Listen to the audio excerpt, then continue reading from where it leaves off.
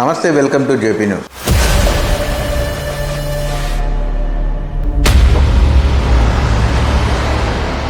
నరకం చూపిస్తున్న రోడ్లు అని ప్రజలు వాపోతున్నారు. గత 7 సంవత్సరాలుగా ఈ రోడ్డును పట్టించుకున్న నాదుడే లేడు. నామకే వాస్తీగా బాగా పాడైపోయి గుంతలు బావిలైతేనే సిమెంట్ రోడ్డు వేస్తున్నారు. అది కూడా చుట్టపు చూపుగా వేశాము, ప్రారంభించాము అన్నట్టుగా ప్రారంభించి నిలిపేస్తున్నారు. ఆ దారిన పోవాలంటేనే ప్రజలు చాలా ఇబ్బందులు పడుతున్నారు. ఆ దారిన చాలా ఊర్లకు వెళ్తున్న దారి అది. చిన్న చిన్న పల్లెటూర్లు, అంతేకాకుండా స్కూల్స్, ప్రభుత్వ భవనాలు, నిత్యం రద్దీగా ఉన్న ఈ రహదారి పట్టించుకునే నాదుడే లేడా అని చెప్పేసి కెమెరా ముందుకు వస్తే మమ్మల్ని ఎక్కడ టార్గెట్ చేస్తారనే భయంతో కొంతమంది కెమెరా ఆపేస్తే మీతో మాట్లాడచ్చు, మీకు చెప్పగలుగుతాము భావనకు వచ్చేశారు అక్కడ పోతున్న ప్రజలు. అంటే ఎంత ఇబ్బందులు పడుతున్నారో మీరే ఒకసారి చూడండి. ఆ దారిని వెళ్లేందుకు స్కూల్ ఉంది, నిమ్మ పరిశోధన కేంద్రం ఉంది, పెట్లూరుకు వెళ్ళవలసిన దారి అదే, పెరియవరంకు వెళ్లాల్సిన దారి అదే. ప్రజలు ఎంత ఇబ్బందులు పడుతున్నారంటే స్కూల్కు వెళ్తున్న పిల్లలు కూడా ఆటోల్లో ఎక్కడ పడిపోతారో ఆ గుంతల్లో, ఆటో ఎక్కడ బోల్తా పడి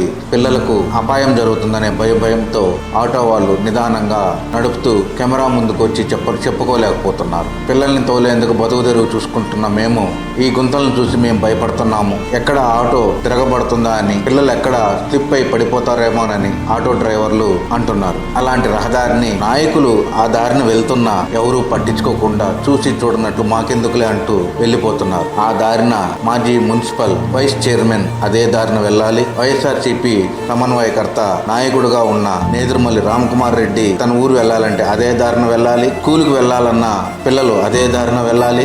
చిన్న చిన్న ఊర్లో ఉంటున్న అటు టీడీపీ నాయకులు కానీ వైసీపీ నాయకులు కానీ అదే దారిన వెళ్ళాలి. కానీ చూసి చూడనట్లు మాకెందుకులే అన్ని పట్టించుకోకుండా వెళ్తున్నారు అని ప్రజలు వాపోతున్నారు. ఈ రోడ్డు ఎప్పుడు బాగు చేస్తారా అని చెప్పి ఎదురు చూస్తున్నారు.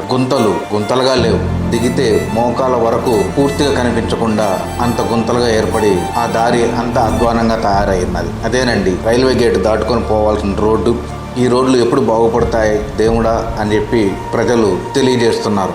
నాయకులు నిమ్మకు నీరెత్తినట్టుగానే వ్యవహరిస్తున్నారు అంటూ ప్రజలు తెలియజేస్తున్నారు. గత ప్రభుత్వంలో ఇలాగే ఉన్నది, ఈ ప్రభుత్వం వచ్చిన తర్వాత కూడా ఇలాగే నిరుపయోగంగానే పడి ఉన్నది అని చెప్పి ప్రజలు నిత్యం ఆ రోడ్డును తిరుగుతున్న వాళ్ళు కూడా చాలా ఇబ్బందులు పడుతున్నామని చెప్పి ఈ గవర్నమెంట్ అయినా పట్టించుకొని రోడ్లు సరిచేయాలంటూ ప్రజలు తెలియజేస్తున్నారు.